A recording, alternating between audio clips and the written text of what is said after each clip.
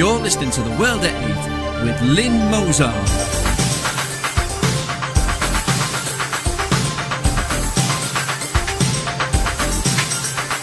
The World at 8, the number one in nationalist news.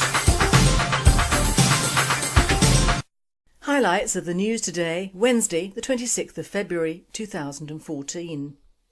Harman, no collusion with paedophile group. UK proposal for 2.5 million premium visas for wealthy foreigners. Ex-Guantanamo inmate held over Syria terror. Bet you've not heard this one. Are the United Arab Emirates fit for Schengen? Don't you wish this was Britain? German neo-Nazis could enter EP after court ruling. Arctic Norway too cold for British troops. Nigerian Islamists killed 29 pupils in boarding school attack. 7 Egyptian Christians found shot execution style on Libyan beach. Thought for the day, Stockholm Syndrome, do we have it? And finally, Irish jokes, 2 of them. UK news. Harman, no collusion with paedophile group. The Labour deputy leader refuses to apologise and says she did not collude with or support a paedophile rights campaign group. Harriet Harman has said she regretted the existence of a paedophile right group linked to a civil liberties group she worked for. However, the deputy Labour leader said that she had nothing to apologise for and that she neither colluded with nor supported the Paedophile Information Exchange, PI. She continued to insist that the series of stories run by the Daily Mail over the links between the National Council for Civil Liberties, which Ms Harman worked for, and PI were a politically motivated smear. Labour leader Ed Miliband has given Ms Harman his full backing, saying, "I know she has a long and proud record of being on the right side of all those issues." World at 8. The BNP went on record for this report some years ago before the Daily Mail. It must be realised that this was the way that Harman got her leg up the ladder. One must hope it wasn't a leg over. UK proposal for 2.5 million premium visas for wealthy foreigners. Wealthy foreigners should be offered the chance to bid for fast-track settlement in the UK by entering an annual auction for 100 premium visas starting at £2.5 million under proposals unveiled on Tuesday by the government's immigration advisers. The group of economists criticised the current system under which foreigners can make investments of 1 million to 10 million in gilts in return for a faster route to settlement in Britain for providing little or no benefit to the UK. Instead, they suggested a sealed bidding process made up of compulsory £2 million investment plus a £500,000 donation to Good Causes Fund to be distributed among schools, hospitals and charities. Any excess raised over the 2.5 million auction reserve price would automatically be channelled into the Good Causes Fund as a philanthropic gift. The investor visa has proved particularly popular with Chinese, Russian and US citizens, with slightly less than 600 applications having been made in the year to September. Middle Eastern investors from Egypt and Libya also used the programme as a haven for their families and their capital during the Arab Spring. Sir David Metcalfe, chairman of the Migration Advisory Committee, defended his auction proposal against immigration lawyers who had criticised the idea for creating an eBay culture for settlement. World at 8. This idea should have started and finished in the 1950s along with monitored immigration. Like all ideas concerning money, it is too little and much too late. We are full up. We are over-invested in by foreigners already, both on the domestic land and public services market. It is redolent of the way Arabs buy their children from the Eastern European gangs, sealed envelopes and the most money wins. Are we going completely mad over here now in sealing our doom in an envelope? Ex-Guantanamo inmate held over Syria terror. Former Guantanamo detainee Moazzam Beg is one of the 4 people who have been arrested on suspicion of terrorism offences linked to the Syria conflict. Police confirmed the 45-year-old was among 3 men and a woman from the West Midlands held on Tuesday morning. Mr Beg is suspected of attending a terrorist training camp and facilitating terrorism overseas. A 36-year-old man, a woman aged 44 and her 20-year-old son were also held on suspicion of facilitating terrorism overseas. Vehicles and electronic equipment were being removed from the suspects' homes in Hall Green, Shirley and Spark Hill. Officers from the West Midlands Counter-Terrorism Unit were carrying out searches at the 3 addresses. The 4 suspects are being held at a police station in the West Midlands area. The suspects were arrested at addresses across the West Midlands. World date: deportation or death for treason works for me. What you don't condemn, you condone. European news. Bet you haven't heard this one. Are the United Arab Emirates fit for Schengen? Roy Donoghue in the Huffington Post. On Thursday, 27th of February, the European Parliament will vote on whether the United Arab Emirates should join the Schengen Agreement, which would provide their citizens with visa-free travel throughout European Union member states. When parliamentarians cast their vote, they must take into consideration that this is a country where human rights are violated with impunity and ensure that this privilege is not given without a measurable commitment by authorities to end their abuses. Human rights situation gets worse. Since the European Parliament passed a resolution in October 2012 which condemned the incommunicado detention and alleged torture of Emirati political activists, the human rights climate of the UAE has deteriorated significantly. The political activists who were the subject of that resolution are serving lengthy prison sentences after being convicted in a trial described by the International Commission of Jurists as manifestly unfair, in which authorities did not investigate allegations of torture. Mistreatment of European citizens. Victims of human rights abuses in the UAE are not limited to Emiratis, however, and have included appalling treatment of European citizens. There was an international outcry when a Norwegian woman was jailed for having extramarital sex after reporting to police that she'd been raped, and in a separate case, David Cameron was forced to ask for an investigation into the alleged torture of 3 Britons by Dubai police officers. Needless to say, conditions for migrant workers have not improved and there continues to be a litany of abuses carried out against them. Just words but no action by the UAE. Authorities in the UAE may have made very public commitments to protect human rights through their signing of the United Nations Convention Against Torture and election to the Human Rights Council, but these actions have proved to be nothing more than a public relations exercise. Indeed, if the UAE is added to the visa waiver list, then their rulers will publicise it as a vindication of their leadership, and the EU will have effectively condoned the human rights violations taking place there. Measurable commitment by the UAE is needed. The EU should be very clear when deciding on whether to add the UAE to the visa waiver list. Their joining of the Schengen Agreement must be contingent on a measurable commitment by authorities to end their abuse of human rights. When parliamentarians sit down to vote on February 27th, they should consider the plight of the tortured political prisoners in jail because they asked for democracy, or the rape victims put in prison for reporting a crime of sexual violence, and understand that they possess the power to either condone these abuses or stand up to an oppressor and demand they respect human rights. Don't you wish this was Britain? German neo-Nazis could enter EP after court ruling. Berlin. A myriad small German parties, including the neo-Nazi NPD, could enter the European Parliament following a ruling by the Constitutional Court on Wednesday, 26th of February, to abolish the minimum threshold for the vote. The Constitutional Court in Karlsruhe says the threshold discriminates against small parties. The verdict, approved with 5 out of the 8 votes in the judging panel, says fringe parties are being discriminated against with the current 3% threshold. The Karlsruhe-based court already in 2011 ruled that a 5% threshold in place for the 2009 EU elections was unconstitutional. Following that ruling, Germany's parliament lowered the threshold to 3%, arguing that smaller parties could hamper the work of the European Parliament. The law was challenged again, this time by a coalition of 19 fringe parties, including the neo-Nazi NPD and the German Pirate Party. The judges agreed with the plaintiffs. And since the composition of the European Parliament is divided per country, with Germany filling 96 out of the available 751 seats in the new legislature, a de facto threshold of about 1% exists for a party to actually get an MEP, the judges noted. The court decision makes Germany the 14th EU country out of the 28 member states not to have a minimum threshold for the EU elections. Arctic Norway too cold for British troops. British officers have said they do not want to train with large divisions at Porsanger, where the temperature drops to 25 degrees below zero, Lieutenant Colonel Trond Thomason told the local Finnmark Dagblad newspaper. The British have rules for health and safety. They would be sitting in the barracks and receiving no training at all whenever the mercury dropped below -20. Edo Catherine Bolto, a local politician with the Labour Party, told the newspaper she was astounded by the British approach. "Let's hope there's no winter war," she said. To my mind, you would think that a little extreme weather would provide better training for soldiers. Thomason pointed out that within NATO, cold winter training means 8 degrees centigrade and below.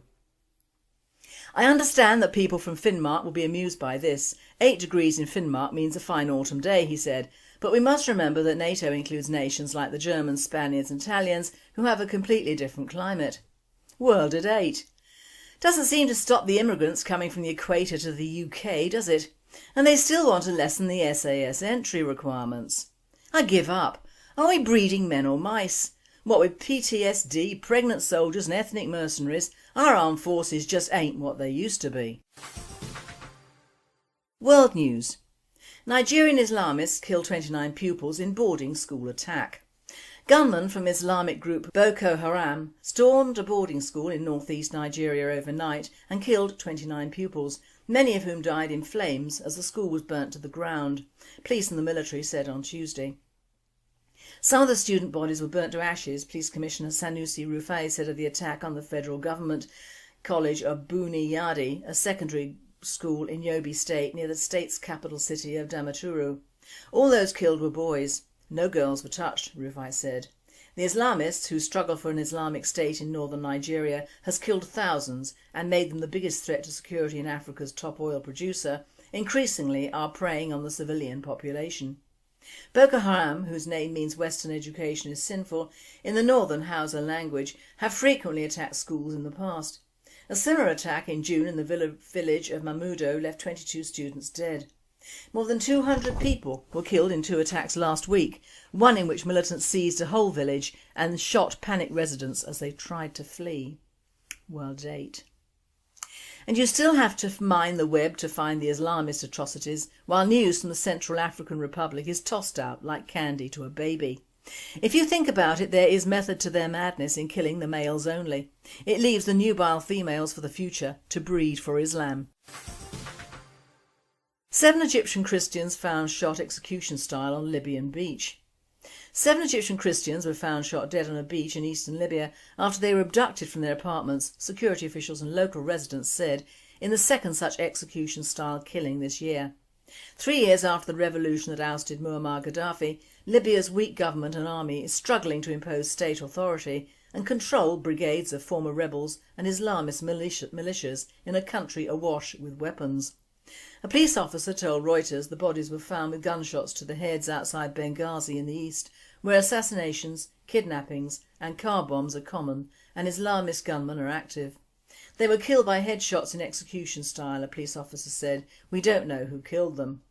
Local residents and an Egyptian worker who asked not to be identified because of fears for their security said unknown gunmen had arrived at the Benghazi building where the Egyptians lived and dragged them away after going door to door asking if residents were Christian or Muslim. Security sources confirmed the Egyptians were Christians. No further details were immediately available about how they were killed or whether they were shot on the beach. No group claimed responsibility. Thought for the day. Have we all got Stockholm Syndrome? Have we, the West, all got Stockholm Syndrome on a massive scale? Even America, with its terrible history of 9/11, seemed to be jumping on the Islamic bandwagon, and Obama, may peace be upon him, has issued a statement during his Cairo speech in 2009. I know too that Islam has always been part of America's history. He also stated that part of this conviction is rooted in my own experience. I am a Christian, but my father came from a Kenyan family that includes generations of Muslims. As a boy I spent several years in Indonesia and heard the call of the azan at the break of dawn and the fall of dusk. As a young man I worked in Chicago communities where many found dignity and peace in their Muslim faith.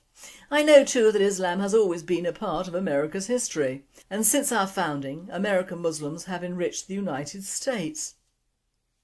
Whilst picking up my sit bucket from the floor to empty it, I wonder just how many idiots in the West fell for this outright pack of lies, loosely concocted on a web of deceit and enlarged events. The reply to this from an American citizen is good but quite long, so excerpts suffice. I quote, "Have you seen a Muslim do anything that contributes positively to the American way of life? The answer is no, you did not. Just ask yourself why. Were those Muslims that were in America when the Pilgrims first landed? Funny, I thought they were Native American Indians. Were those Muslims that celebrated the first Thanksgiving Day? Sorry again, those were Pilgrims and Native American Indians. Can you show me one Muslim signature on the United States Constitution, Declaration of Independence, Bill of Rights? Don't think so. Did Muslims fight during the Civil War to free the slaves in America? No, they did not. In fact, Muslims to this day are still the largest traffickers in human slavery. Your own half-brother, a devout Muslim, still advocates slavery himself, even though Muslims of Arabic descent refer to black Muslims as pug-nosed slaves. Says quite a lot of what the Muslim world really thinks of your family's rich Islamic heritage, doesn't it, Mr. Obama? Where were the Muslims during World War II? Finally, Mr. Obama, where were Muslims on September the 11th, 2001? If they weren't flying planes into the World Trade Center, the Pentagon or a field in Pennsylvania killing nearly 3,000 people on our own soil, they were rejoicing in the Middle East. No one can dispute the pictures shown from all parts of the Muslim world celebrating on CNN, Fox News, MSNBC and other cable news networks that day. Strangely, the very moderate Muslims, whose arses you bent over backwards to kiss in Cairo, Egypt on June the 4th, were stone cold silent post 9/11. To many Americans their silence has meant approval for the acts of that day. And that, Mr. Obama, is the rich heritage Muslims have here in America. And that, my friends, is our situation over here as well. But owing to Stockholm Syndrome, in which the captor holds the prisoner responsible for his own captivity and exerts even more pressure on them, which results in a sickening kind of love from the imprisoned to the captor, plus a peculiar sense of reliance. This is highly evident in our Western world today. Of course it's all blamed on colonialism, but of course colonialism has always been with us, from the days of the caveman taking over his neighbours and ensuring the ongoing lives of his own progeny, to the well-documented colonialism of the 18th and 19th centuries. But in the very early times it didn't span continents because people couldn't get there via Virgin Air. Now we have factors in the UK that I personally find insulting. First, the Muslims themselves. I am personally offended by their presence.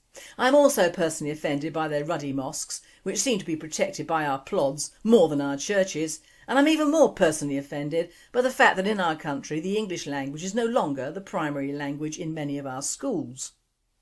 In more than 200 schools, at least 90% of the children do not have English as their mother tongue.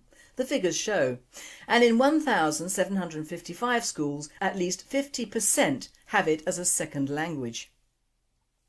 The number of pupils who speak English as a second language has risen by 20% in the last 5 years to 1.1 million across England. The increase has made that schools have had to call interpreters to help at events such as parents' evenings.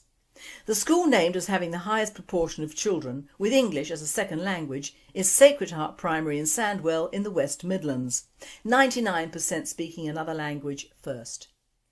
Now this is offending at its worst, but more offensive is the fact that how are our children and grandchildren being educated in a state system which only caters for foreign children? Because it is of course offensive to the foreigners, and Muslims especially, if their brats have to learn anything about the country that they seem to have invaded, and that offends me even more. I am officially offended. In the good old days, my last school was a small private one in Brighton, and the only time we lost data in history was when a new pupil came along. In fact, although I learnt nothing about the Industrial Revolution until college, because that was the September term time entries, I knew the sodding Battle of Hastings verbatim. But it was still taught in English. What chance do our normal white youth have to learn about their own country? This is offending our tribes and is mentored primarily by the Asian Muslim factor in this country. If these schools are already affected by the lack of English and probably English-speaking staff, and these foreigners have siblings or breed themselves, this figure, while shocking now, will obliterate our education system in under 10 years. It is also an offending fact that most, if not all, the countries Europeans colonised in the past, after they gave them independence, most of these countries vomited out their people to go where? Over thousands of miles to the homes of the colonisers that they could not apparently live under or with. Explain that bit of Stockholm Syndrome to me, please. Algerians who suffered under the French went to where? France. Vietnamese again with the French in France. Belgians in the Congo who were reportedly foul, and who has the large slick of Africans? Belgium. The Germans treat their old allies from World War I, the Turks, like friends, thus ignoring the fact that they were part of the Allies in World War II. Now all taxis in Germany are run by what? Turks. We have the old colonial haters in the form of the Indians and Sikhs, and as for the Muslims, well, they're nature's whores and go anywhere on God's earth that they can get into legally or illegally, as it is of course their right to conquer and lay waste any country of the unbeliever, the kafir, alias you and me. It is in the Quran, that missive of evil and deceit, soon to be a mainstay of Bible classes in our schools. And the UK, Europe and the US all have Stockholm dependency on the very people who are ruining and changing our nations to be the same as the very nations that they were supposed to have a reason for leaving as migrants in the first place. That offends me too. It offends me that the establishment, politicians and people who are supposed to be educated in the ways of Islamist takfirism are paving the way for our children, our culture and our history to be completely and inevitably submerged for all time in what must be the largest exhibition of Stockholm Syndrome ever seen. We are now openly allowing Muslims to get away with what we have never allowed our own to do, both politically, financially and socially. They are like the plagues of Egypt being visited upon the Western world, but unlike those plagues, Moses has very little to do with it. Ultra-Orthodox Jews and Zionists do not like Christians or anything non-Jewish. But the fact is that if you take any Muslim from any sect of Islam, and they make no secret of the fact it is their mission and life not only to convert or kill Kafirs, but to wipe Israel and Jews off the face of the earth. So this is where the New World Order and Zionism seem to clash. But frankly, do I give a damn? No, because I'm still being offended.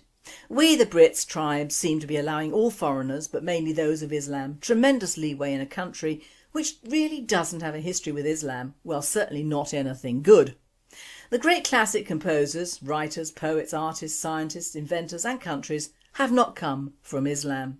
The great majority of those have been Northern European or Jewish. Fact. I'm not offended, however, hearing the rather old saying of killing 6 million Jews, gypsies and political opponents in World War II and now replacing them with an upwardly mobile population of 40 million Muslims and still rising in Europe. Now I'm not saying that all Muslims are corrupt, but did you see the house on TV that Moazzam Beg lived in, number 53 somewhere? It's vast. And how does an immigrant into this country get a house like that? Knowing prices as I do, it seems wrong that our own cannot get mortgages, whilst Muslims seem to go to the top of the council list or the banks. But then we all know that Muslims do not do business with Kafirs, so it's always Muslims supporting other Muslims in host countries. Now whilst this seems laudable, it also means they have vast resources to call upon, not only for housing their prodigious families, but of course to put towards a takeover or genocide in any country they colonise, including ours. And if all else fails, they can call upon numerous relatives in Saudi, Iraq, Iran, Pakistan, India et al. To supply money through various laundering shops which they open, as well as drugs, prostitution and halal outlets. It is understood that the Crawley Pakistani-born Abdul Wahid Majid, 41, used the nom de guerre Abu Suleiman al-Britani while fighting with the rebels, so now I am doubly offended. I do not have Stockholm Syndrome like our three main political parties, our royalty, our media, our papers or our general population. I can see quite clearly who is imprisoning who and who is stamping their mark on Great Britain. But it doesn't matter that I am permanently offended. In the words of Edmund Burke, so liked to the blacks, Jews and people who have struggled, I would apply his words to us in the UK, Europe and the US. The only thing necessary for the triumph of evil is for good men to do nothing. I apply this to the enrichment of this country by people who seek to destroy us by one means or another. You have all been warned. And finally, lovely Irish jokes from the US. 2 of them. A married Irishman went in the confessional and said to his priest, "I almost had an affair with another woman." The priest said, "What do you mean, almost?" The Irishman said, "Well, we got undressed and rubbed together, but then I stopped." The priest said, "Rubbing together is the same as putting it in. You're not to see that woman again. For your penance, say 5 Hail Marys and put $50 in the poor box." The Irishman left the confessional, said his prayers and then walked over to the poor box. He paused for a moment and then started to leave. The priest, who was watching, quickly ran over to him saying, "I saw that, you didn't put any money in the poor box." The Irishman replied, "Yeah, but I rubbed the $50 on the box and according to you, that's the same as putting it in." And Catholic dog. Muldoon lived alone in the Irish countryside with only a pet dog for company. One day the dog died and Muldoon went to the parish priest and asked, "Father, me dog is dead. Could you be saying a mass for the poor creature?" Father Patrick replied, "I'm afraid not. We cannot have services for an animal in the church. But there's some Baptists down the lane and there's no telling what they believe. Maybe they'll do something for the creature." Muldoon said, "I'll go right away, Father. Do you think $5,000 is enough to donate to them for the service?" Father Patrick exclaimed, "Sweet Mary, Mother of Jesus, why didn't you tell me the dog was a Catholic?" You've been listening to The World at 8. I am Lynn Mozart and I wish you all a very good night. 2.5 million premium visas for wealthy foreigners.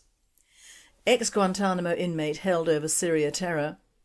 Bet you've not heard this one. Are the United Arab Emirates fit for Schengen? Don't you wish this was Britain? German neo-Nazis could enter EP after court ruling. Arctic Norway too cold for British troops. Nigerian Islamists killed 29 pupils in boarding school attack. 7 Egyptian Christians found shot execution style on Libyan beach. Thought for the day, Stockholm Syndrome. Do we have it? Aye. She continued to insist that the series of stories run by the Daily Mail over the links between the National Council for Civil Liberties, which Ms Harman worked for, and Pi were a politically motivated smear. Labour leader Ed Miliband has given Ms Harman his full backing, saying, "I know she has a long and proud record of being on the right side of all those issues." World at 8. The BNP went on record for this report some years ago before the Daily Mail. It must be realised that this was the way that Harman got her leg up the ladder. One must hope it wasn't a leg over. UK.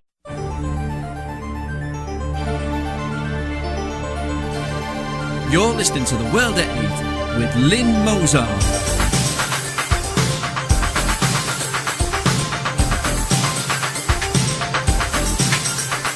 The World at 8, the number one in nationalist news.